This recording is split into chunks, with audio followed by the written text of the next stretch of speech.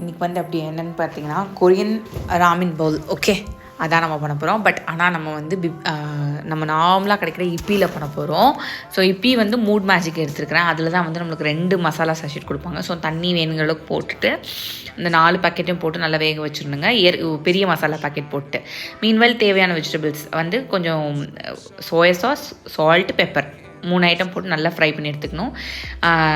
தனித்தனியாக எடுத்து வச்சுக்கலாம். நான் வந்து இன்றைக்கி கேரட், கேபேஜ், பன்னீர், மஷ்ரூம், அதுக்கப்புறம் வந்து இது பாலக்கீரை போட்டிருக்கிறேன், வெங்காயம் போட்டிருக்கிறேன். இவ்வளோ தான் இன்றைக்கி என்னோடய வெஜிடபிள்ஸ். நம்ம வந்து இதை இங்கே சைட் பை சைடு ஸ்டர் பண்ணிகிட்ருக்கும் வதக்கிட்டே இருக்கும்போது நம்மளுடைய இப்பி வந்து வெந்துருச்சா அப்படின்னு பார்த்துக்கிட்டே இருக்கணும். ஒரு 90% வெந்தோடனே ஆஃப் பண்ணிவிட்டு அதை ஸ்ட்ரெயின் பண்ணிடணும். ரொம்ப விட்டால் ரொம்ப சாகி ஆகிடும் நம்மளுக்கு.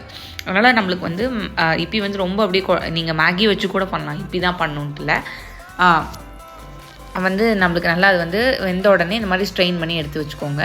ஸோ அந்த குக்கிங் ப்ராசஸ் வந்து ஸ்டாப் ஆகிடும் நம்மளுக்கு. இப்போ நம்ம எல்லா வெஜிடபிள்ஸும் ரெடி ஆனோடனே என்ன பண்ணுறோன்னா அசம்பிள் பண்ண போகிறோம், அவ்வளோதான். அதுக்கு முன்னாடி இம்பார்ட்டண்ட்டாக என்ன ஒரு ஸ்டெப்னால், ஒரு பவுலில் நீங்கள் வந்து என்ன பண்ணணுன்னா அந்த இப்பியில் வந்துட்டு 2 மசாலா வரும்னு சொன்னேன் இல்லையா, இன்னொரு மசாலா வந்து நல்லா எல்லா பொடியும் அதில் கொட்டிட்டு அதில் வந்து நீங்கள் வந்து ஒரு சில இன்க்ரீடியன்ட்ஸ்லாம் சேர்க்கணும். என்னென்னு பார்த்தீங்கன்னா கொஞ்சம் அதுலேயும் கொஞ்சம் சோயா சாஸ், அப்புறம் வந்து பெப்பர், அப்புறம் வந்து சில்லி ஃப்ளேக்ஸ், அப்புறம் வெள்ளை எள்ளு, வறுத்ததாக இருந்தாலும் சரி வறுக்காக இருந்தாலும் சரி எந்த பிரச்சனை இல்லை, வெள்ளை எள்ளு. அதுக்கப்புறம் வந்து பூண்டு பொடியாக நறுக்குனது. ஓகே, எவ்வளோ பொடியாக நறுக்க முடியுமோ அவ்வளோ பொடியாக நறுக்கிக்கலாம்.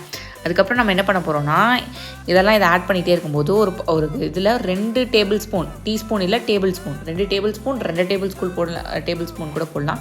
கொஞ்சம் டொமேட்டோ சில்லி சாஸ் போடணும். நம்மள்ட்ட இல்லை, அதனால் டொமேட்டோ சாஸ் போட்டிருக்கேன்.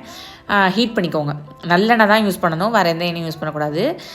அப்புறம் அது நல்லா கொதிச்சோடனே அதை இந்த மிக்சருக்குள்ளே போட்டு நல்லா கலக்கிட்டு இப்போ நம்ம ஸ்ட்ரெயின் பண்ணி வச்சுருக்க மேகியில் போட்டு நல்லா மிக்ஸ் பண்ணி எடுத்துருங்க. மிக்ஸ் பண்ணி எடுத்ததுக்கப்புறம் நம்ம அசம்பிள் பண்ணலாம். இப்போ வேணுங்கிற அளவுக்கு நீங்கள் உங்களுடைய இப்பி போர்ஷன் இப்போ வெஜிடபிள்ஸ் எல்லாம் சைடில் இறக்கிட்டு மேலாப்பில் ஃப்ரைட் எக்கு, ஹாஃப் பாயில் கிடையாது, ஃப்ரைட் எக், அதாவது பேஸ் நல்லா ஃப்ரை ஆகிருக்கும்.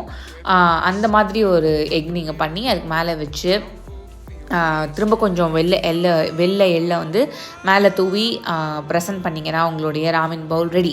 இப்போ நம்ம ஸ்ட்ரெயின் பண்ணப்போ அந்த வாட்டரை வந்து நீங்கள் கொட்ட வேணாம், அதை இதுக்குள்ளே போட்டு சூப்பி நூடுல்ஸாகவும் சாப்பிட்லாம்.